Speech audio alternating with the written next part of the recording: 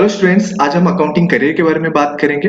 अगर आप अकाउंट्स में सालों साल से काम कर रहे हैं और आप एक बेटर सैलरी या एक बेटर जॉब के लिए सर्च कर रहे हैं, या फिर आप टोटली फ्रेशर हैं और अकाउंटिंग इस फील्ड में करियर बनाना चाहते हैं, तो आपको कौन कौन सी बातें जो है ध्यान में रखनी है और कौन कौन सी स्किल्स आपके पास होनी चाहिए या फिर आपको डेवलप करनी है, वो हम यहाँ पे डिस्कस करेंगे।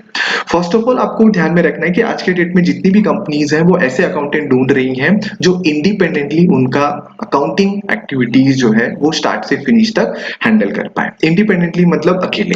तो यहाँ पे कंपनी जो है वो अकाउंटेंट नहीं ढूंढ रही है, कंपनी जो है वो प्रॉब्लम सॉल्विंग पर्सन ढूंढ रही है। ऐसा पर्सन जो उनकी accounting, taxation, finance, audit, payroll हर एक्टिविटी जानता हो, उसको सॉल्व कर पाए। तो अगर आप अकाउंटिंग में करियर कर रहे हो तो आपको एक प्रॉब्लम सॉल्विंग पर्सन बनना है, सबसे पहले आपको ध्यान में रखना है। और दूसरा आपको ये ध्यान में रखना है कि आपको अकाउंटिंग में कहाँ तक पहुंचना है। आपको एग्जीक्यूटिव लेवल तक पहुंचना है, मैनेजर लेवल तक पहुंचना है, या फिर मल्टीनेशनल कंपनी में आपको जॉब अप्लाई करना है। आपका गोल पहला आपको सेट करना है, क्योंकि जब आपका गोल सेट होगा ना तो उस हिसाब से आप स्किल डेवलप करोगे। तो उस स्किल्स के अकॉर्डिंग आपको प्रिपरेशन करना और फिर आप एक बेटर जॉब के लिए अप्लाई कर सकते हो। तो ऐसे कौन कौन से स्किल्स जो है वो हमें लगेंगे बेटर जॉब के लिए, वो हम यहाँ पे इन डिटेल डिस्कस करेंगे। सबसे पहला, किसी भी अकाउंटेंट को जो डेली अकाउंटिंग वर्क होता है जिसमें बैंक रिकॉर्ड, डेली अकाउंटिंग के एंट्रीज या फिर पेटी कैश वगैरह हो गया, इसकी बहुत अच्छे से उन्हें नॉलेज होना चाहिए, चाहे वो किसी भी सॉफ्टवेयर में उनको हैंडल करने के लिए दे दिया जाए। करेक्ट है। दूसरा, जो कंपनीज में मंथली या क्वार्टरली या हाफ ईयरली या फिर ईयरली बेस पे जो एक्टिविटीज होती हैं, जैसे इन्वेंट्री वैल्यूएशन हो गया, या फिर आपका डेप्रिसिएशन का कैलकुलेशन हो गया, या फिर आपका जनरल लेजर प्रिपरेशन हो गया, या फिर ट्रायल बैलेंस प्रिपरेशन हो गया, इसकी भी बहुत अच्छे से आपको नॉलेज होनी चाहिए। करेक्ट है, क्योंकि आपको बुक क्लोज करने में बहुत आसानी हो जाएगी अगर आपका फाउंडेशन क्लियर है।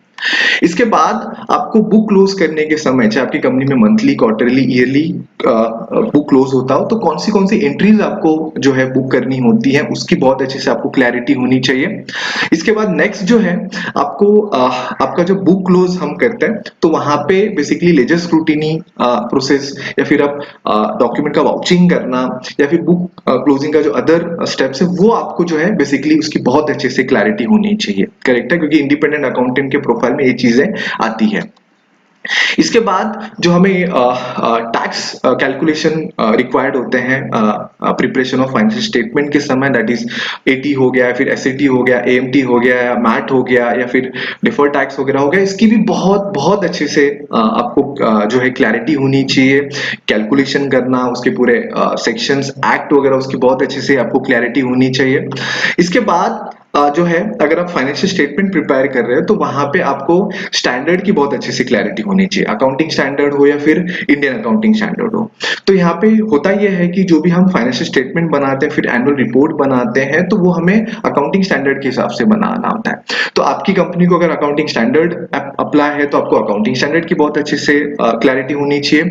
और जितनी भी बड़ी कंपनीज है वहां पे इंडी एएस जो है वो कंपलसरी हो गया है। तो अगर आपकी कंपनी में इंडी एएस है तो आप इंडी एएस की भी बहुत अच्छे से जो है आपको क्लैरिटी होनी चाहिए, उसका पूरा कॉन्सेप्ट आपका क्लियर होना चाहिए, उसका प्रैक्टिकल एग्जीक्यूशन क्लियर होना चाहिए, हैंड्स ऑन एक्सपीरियंस उसका होना चाहिए। मतलब सिंपल भाषा में, अगर आप स्मॉल कंपनीज को टारगेट कर रहे हो तो एएस आपके लिए इनफ हो जाएगा, लेकिन अगर बड़ी कंपनीज में टारगेट कर रहे हो तो वहां पे इंडी एएस आपको पहला जो अकाउंटिंग स्टैंडर्ड है, जो इंपॉर्टेंट अकाउंटिंग स्टैंडर्ड है इंडी एएस, वो आपको जरूर पूछा जाएगा। तो आपके लिए बहुत इंपॉर्टेंट है अगर आप बड़ी कंपनी में अप्लाई कर रहे हो। दूसरा जो नेक्स्ट हमें लगेगा वो होगा पीएनएल बनाना, बैलेंस शीट बनाना, कैश फ्लो बनाना, चाहे वो प्रोप्राइटर का बनाना हो या फिर आपको पार्टनर का बनाना हो या फिर कंपनीज लेवल पे बनाना हो, तो उसकी बहुत अच्छे से आपको क्लैरिटी होनी चाहिए। प्रिपरेशन का पूरा जो इंडिपेंडेंट एक्टिविटी है वो आप हैंडल कर पाए, इतनी आपकी स्किल जो है वो कंप्लीट होनी चाहिए। इसके बाद आपका फाइनेंशियल स्टेटमेंट प्रिपेयर होने के बाद जितने भी लाइक ऑडिट रिलेटेड डॉक्यूमेंट होते हैं, चाहे टैक्स ऑडिट की रिपोर्ट हो, 3CA 3DD पूरा फिलअप करना, या फिर कंपनी लेवल पे आप कर रहे हो तो वहां पे आरओसी के जो फॉर्म्स होते हैं, लाइक एमजीटी 7 हो गया, एओसी 4 हो गया, इसकी बहुत अच्छे से आपको क्लैरिटी होनी चाहिए। ये क्लियर होना बहुत इंपॉर्टेंट है, राइट है। इसके बाद आपको जो फाइनेंशियल स्टेटमेंट है उसको एनालाइज करना जो है, इसकी आपको बहुत अच्छे से क्लैरिटी होनी चाहिए। करेक्ट है, क्योंकि फाइनेंशियल स्टेटमेंट एनालाइज करेंगे तो वहां पे जो एनुअल रिपोर्ट की रिक्वायरमेंट होती है, वहां पे आपको ये जो एनालाइज के जो रिपोर्ट्स हैं वो रिक्वायर्ड होते हैं, चाहे वो वर्टिकल, हॉरिजॉन्टल, ट्रेंड एनालिसिस या फिर डिफरेंट जो रेशियोज होते हैं उसको एग्जीक्यूट करके आपको एनालाइज करना, जो प्रोफाइल है वो बेसिकली वहां पे रिक्वायर्ड होता है। नेक्स्ट आपका स्किल आपको जो है टीडीएस टीसीएस रिलेटेड जो भी होते हैं, लाइक पेमेंट करना, रिटर्न फाइलिंग करना, सर्टिफिकेट जनरेट करना, या फिर ऑनलाइन जो है बेसिकली टीडीएस का रिवाइज रिटर्न करना, ऑनलाइन करेक्शन करना, उसकी बहुत अच्छे से आपको जो है नॉलेज होनी चाहिए, प्रैक्टिकल हैंड्स ऑन एक्सपीरियंस होना चाहिए। जीएसटी की बात करें तो जीएसटी में जीएसटीआर 1 और 3B के अलावा भी आपको नॉलेज होना चाहिए, क्योंकि जीएसटी का जो 1 और 3B है ये आपको यूट्यूब गूगल पे मिल जाएगा, लेकिन उसके अलावा अगर कुछ आपको कोई सेक्शंस, कोई नोटिसेस, कोई रिफंड प्रोसेस या कोई रजिस्ट्रेशन का काम या कोई एक्ट, वो आपको अगर रिक्वायर्ड हो गया आपकी कंपनी प्रोसेस में, तो उसकी भी बहुत अच्छे से आपको नॉलेज होनी चाहिए, other than payment and returns, right है। पेमेंट रिटर्न के तो आपको हैंड्स ऑन एक्सपीरियंस होना ही चाहिए, लेकिन जो उसके बाकी पूरा जो कॉन्सेप्ट है जीएसटी का, वो भी पूरा आपको क्लियर होना चाहिए, चाहे वो एक्सपोर्ट इंपोर्ट हो, मैन्युफैक्चरिंग हो, आईटी हो, ई कॉमर्स हो, हर इंडस्ट्री का आपको जो है बेसिकली जीएसटी में नॉलेज होना चाहिए। इसके बाद बेसिकली जो पेरोल टैक्स होता है, चार जो पीएफ, ईएसआईसी, पीटी और लेबर वेलफेयर, इसका बेसिकली पूरा सेक्शंस, पेमेंट, रिटर्न्स, इसकी भी बहुत अच्छे से आपको यहाँ पे क्लैरिटी होनी चाहिए। ये सब एग्जीक्यूटिव लेवल के हैं। इसके बाद अगर आप इनकम टैक्स हैंडल कर रहे हैं, तो वहां पे इनकम टैक्स के जो सेक्शंस है, हेड्स ऑफ इनकम है, रिटर्न फाइलिंग है, या फिर इनकम टैक्स का जो बेसिकली स्टैंडर्ड है, दैट इज आईसीडीएस, उसकी भी बहुत अच्छे से आपको क्लैरिटी होनी चाहिए, क्योंकि यहाँ पे एक इंडिपेंडेंट अकाउंटेंट को बेसिकली ये चीजें पूछी जाती हैं। तो अगर आप एक मैनेजर लेवल के लिए जा रहे हो तो ये चीजें तो मस्ट है। एग्जीक्यूटिव लेवल के लिए शायद आपको इसमें से कुछ चीजें ना पूछी जाए, लेकिन मैनेजर लेवल के लिए तो जरूर पूछी जाएंगी। तो यहाँ पे आपको ये चीजें जो है आपको प्रिपेयर रखनी है। आप जॉब प्रोफाइल कंपनीज के आप देखेंगे तो ये चीजें आपको मिलेंगी। इसके अलावा अगर आपकी कंपनी इंपोर्ट एक्सपोर्ट में, तो आपको कस्टम लॉ का बहुत अच्छे से जो है क्लैरिटी होना चाहिए। कस्टम लॉ बहुत इंपॉर्टेंट है।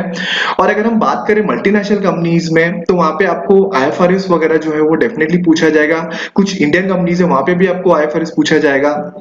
आपको फेमा पूछा जा सकता है, आपको ट्रांसफर प्राइसिंग वगैरह जो पूछा जा सकता है। तो ये जो बड़ी कंपनीज होती है, वहां पे ये लॉ जो है वो इंपॉर्टेंट हो जाता है।